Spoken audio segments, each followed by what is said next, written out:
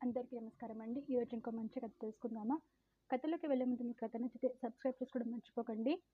తన భార్య ఆరోగ్య పరిస్థితిని చూస్తూ తన కోసం ఓ గదిని నిర్మించిన భర్త. అది చూసి కొడుకులు, కోడళ్ళు మాటలతో తూట్లు పెడుతుంటే వాళ్లకు నా భార్య కోసం నేను చేస్తున్నా అని సమాధానపరిచి కనువిప్పు కలిగించిన మామ. ఓ భర్త కథ చూద్దామా? ఆ మూలాన ఓ రూమ్ వేద్దామనుకుంటున్నాన్రా హఠాత్తుగా కొడుకులిద్దరిని చూస్తూ అన్నాడు శివశంకర్.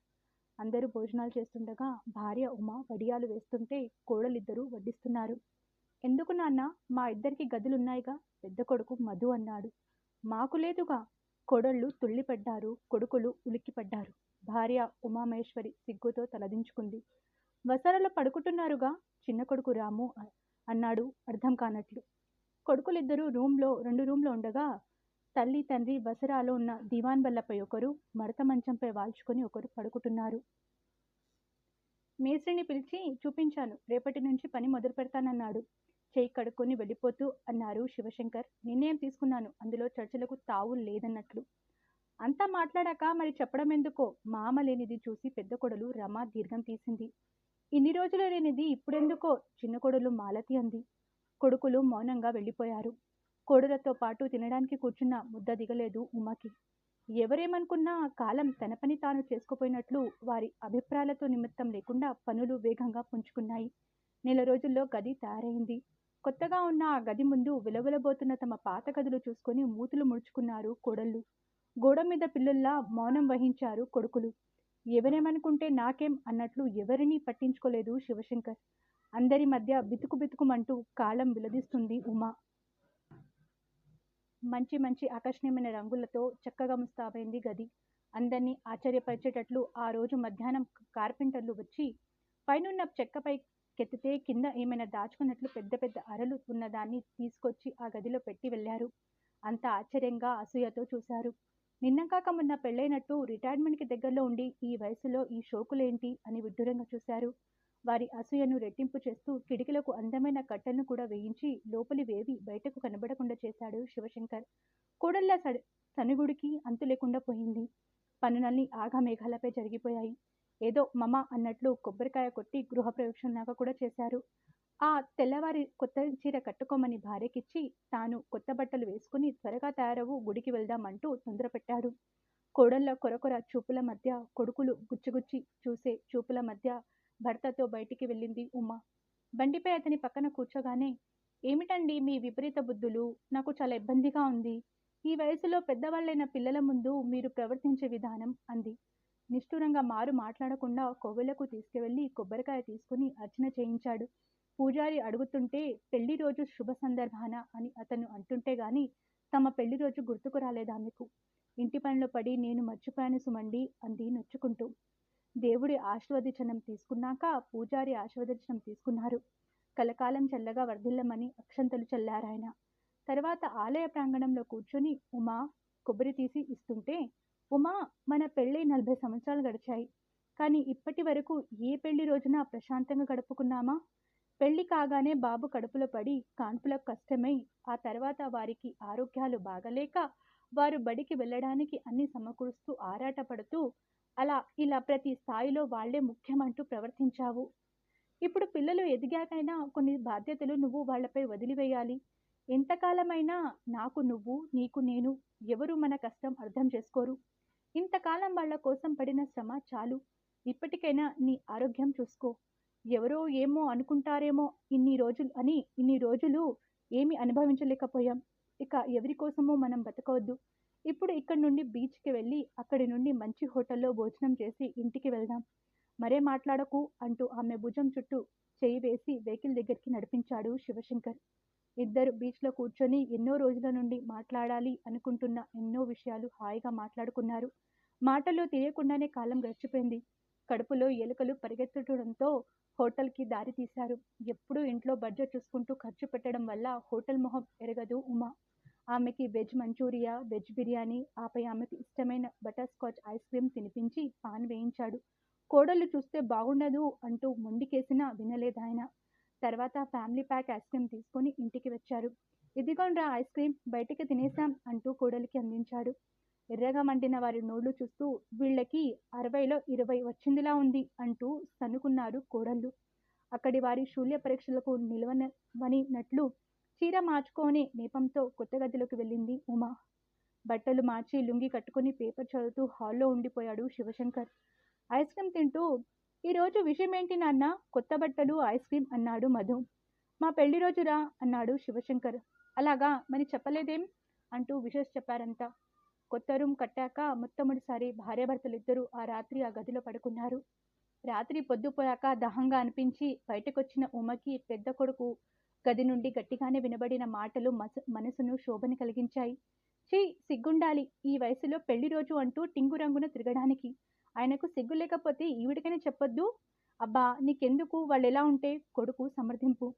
కంటి కొనుకల నుండి నీళ్లు ఉబ్బుకుతుంటే ఇంకొంచెం ముందుకొచ్చింది. వంటగదికి వెళ్ళాలంటే ఇద్దరు కొడుకుల గదులు దాటి వెళ్ళాలి. నేను వాళ్ళు వెళ్తుంటేనే అన్నాను, ముసలాయన మహా జోరు మీద ఉన్నాడు, ఏ హోటల్లోనో భోజనం చేయొచ్చు అని. అబ్బా ఈ వయసులో అలా మొగుడి వెనకాల హోటలు తిరగడానికి ఆవిడ ఏమైనా 16ఏళ్ల బాలకుమారినా? చిచి, నాకే ఇబ్బట్టిగా ఉంది. కనీసం ఇంట్లో కొడుకులు కోడళ్ళు ఉన్నారన్న ఇంకితమైనా లేదా? చిన్న కొడలి గొంతు. పోనీలే, వారి సరదాలు వాళ్ళవి. అది చిన్న కొడుకు గొంతు. ఇక మంచినీళ్ల వరకు వెళ్లే శక్తి నీలట్టు వెనుక వచ్చేసింది ఉమా. ఆపకుండా ఉబ్బుకుతున్న కన్నీళ్లతో వస్తున్న భార్యను చూడగానే విశ్రాంతిగా పడుకున్న శివశంకర్ లేచి ఏమైందంటూ ఆమెను సరిగ్గా దగ్గరికి తీసుకున్నాడు. ఆ ఆసరా చాలనట్లు అతన్ని పట్టుకుని బోరుమంది ఉమా. ఉమా, నువ్వు ఇలా ప్రతి చిన్న విషయానికి మనసు పాడు చేసుకోవద్దు. మనం ఏమీ చేరాని పని చేయడం లేదు. నువ్వు నా భార్యవు కాదా? నా భార్యతో నేను నా గదిలో పడుకుంటే తప్పేంటి? విషయం విషయం గ్రహించి అనునాయించాడాయన. ఇలా వారం గడిచింది. ఆ రోజు పొద్దుపోయినా 8 గంటలైనా వారి గదులు తలుపులు తెరుచుకోలేదు. ఏమిటోనమ్మా, పొద్దెక్కి ఇంత టైం అయినా ఇంతవరకు దంపతులు తలుపులు బిగించుకొని పడుకోవడం మా ఇంటా వంట లేదు, కొడలు రమ అంది. వాళ్ళు లేరు, వినడం లేదేమో అని. ఏ వయసులో ఆ పెద్దరికం నిలుపుకోవాలి, మరి కొడుకులు ఇంట్లో తిరుగుతుంటారు అనే సిగ్గు లేకుండా పొద్దుపోయిందాకా పడుకోవడం వీళ్ళకే చెల్లింది. చిన్న కొడలి మూతి విరుపు. అప్పుడే వంటింట్లోకి అడుగు పెడుతున్న ఉమకి కళ్ళ నిండు నీళ్లు జలజలా రాలాయి. ఉమా, నువ్వు వెళ్ళి పడుకో, కాఫీ నేను తెస్తాను అన్నాడు శివశంకర్. ఉమా గిరున వెనుతిరిగి రూంలోకి వెళ్ళింది. చప్పున నోరు మూశారు కోడళ్ళు. కొడుకుల చూపులు కూడా ఈసడింపుగానే ఉన్నాయి. శివశంకర్ నోరు విప్పాడు. అమ్మకు రాత్రంతా జ్వరం, నిద్రపోలేదు. దానితో తెల్లవారి 4 గంటలకు నిద్ర పట్టింది. ఎప్పుడు పొద్దుట లేచే అమ్మ ఇంతవరకు లేవలేదంటే పెద్ద వయసు ఏమి ఉంటుందో అని ఎవరైనా ఆలోచించారా? మాకంటూ ప్రత్యేకంగా ఒక గది మంచం చేయించుకున్నందుకే అదేదో వింతగా చూసి రకరకాల కామెంట్లు చేశారే, ఏం కట్టించుకోకూడదా? పెళ్ళైన దగ్గర నుంచి ఎప్పుడు ఇంట్లో అమ్మ, నాన్న, చెల్లెలు, మరదలు అని అందరితో కలిసి ఉమ్మడి కుటుంబంలో గుట్టుగా బతికాము. మీ ఇద్దరు పుట్టాక అమ్మకు ఆరోగ్యం చాలా పాడైంది. బతుకుతుందో లేదో అన్నారు. అతి కష్టం మీద గండం గడిచింది. తర్వాత కూడా ఇంట్లో పక్షపాతం వచ్చి మంచాన పడిన అమ్మ తన మాటే చెల్లాలని దర్పం కనపరిచే నాన్నను సంతృప్తి పరుస్తూ చెల్లెల పెళ్లిలు చేసి మీ ఆలన పాలన చదువులు చూడడంలో క్షణం తీరిక లేకుండా గడిచిపోయింది. అమ్మ ఎప్పుడూ తన ఆరోగ్యం గురించి ఆలోచించుకోలేదు. ఈ మధ్య దాదాపు 4 నెలలుగా చూస్తున్న కాళ్ళు లాగుతున్నాయని, చేతులు లాగుతున్నాయని బాధపడుతుంది. వసారాలో మంచం వేస్తే పొద్దుటి నుండి పని చేసి అలా పడుకొని తన కాళ్ళు తానే ఒత్తుకుంటూ ఉండేది. ఏ మధ్యాహ్నమో కాసేపు కునుకు తీయాలనుకుంటే ఇంటికి ఎవరో ఒకరు రావడం, వారి ముందు పడుకోలేక విశ్రాంతి లేక అలసిపోతుంది. నాకు ఆమె కాళ్ళు పట్టాలని ఉన్నా హాల్లో అలా పడితే ఎవరు చూసినా బాగుండదని ఏమి చేయలేక ఊరుకునేవాణ్ణి. నేను వయసులో పురుషాహంకారంతో అంతో ఇంతో వేధించిన వాణ్ణే. కానీ వయసు మీద పడ్డాక అమ్మ కళ్ళ కింద నల్లటి చారలు, కాళ్ల నొప్పులతో కుంటుకుంటూ నడవడం, రక్తం లేక పాలిపోయిన కళ్ళు, ముడతలు పడుతున్న మొహం నాకు నిద్ర లేకుండా చేశాయి. అమ్మకు ఎప్పుడు నుండో విడిగా ఒక గది తన అభిరుచి మేరకు ఉండాలని కోరిక. ఇప్పటి వరకు ఆ కోరిక తీర్చలేదు. ఇక జీవిత చర్మాంకానికి వచ్చాము. ఇప్పుడైనా తీర్చకపోతే ఎలా? ఇటీవల నా ఫ్రెండ్ కలిశాడు. అతని భార్య చనిపోయిందని చెబుతూ ఆమెకు గుండె జబ్బు ఉందని 4 సంవత్సరాల ముందే తెలిసినా రోజువారీ పనులు ఒత్తులతో తను పట్టించుకోలేదని, మనం ఆలస్యం చేసిన కాలం ఆలస్యం చేయదని, అందుకే తన నిర్లక్ష్యం వల్ల భార్య తనను విడిచిపోయిందని బాగా ఏడ్చాడు. అంతకుముందు భార్య ఉండగా రాజాలా ఉండే అతను తనపై తానే ధ్యాస లేక బికారిలా అయ్యాడు. ఆ సంఘటన నా మనసుని కలిచివేసింది. డాక్టర్ దగ్గరికి అప్పుడెప్పుడో అమ్మను తీసుకెళ్తే చాలా బలహీనంగా ఉంది. కాళ్ళు చెయ్యి లాగడం, ఒక్కోసారి గుండె జబ్బుకు గుర్తు. కాస్త జాగ్రత్తగా చూసుకోండి. వీలైతే టెస్టులు చేయించండి అన్నాడు. పెళ్ళైనప్పటి నుండి తనకు ఇష్టమైన తీరని చిన్ని కోరికలు తీర్చి చిన్న చిన్న సంతోషాలను ఆనందపడిపోతే ఆమెను చూసి సంతోషించాలనుకున్నాను. కానీ చిన్న చిన్న మాటలు కూడా మనసును తోట్లు పొడవగలవని అర్థమైంది. మీ అందరి పుట్టినరోజులని పెళ్లి రోజులని గుర్తుపెట్టుకుని జరిపి ఆనందపడే అమ్మకు సంబంధించిన ఏ రోజైనా మీరు గుర్తుపెట్టుకున్నారా?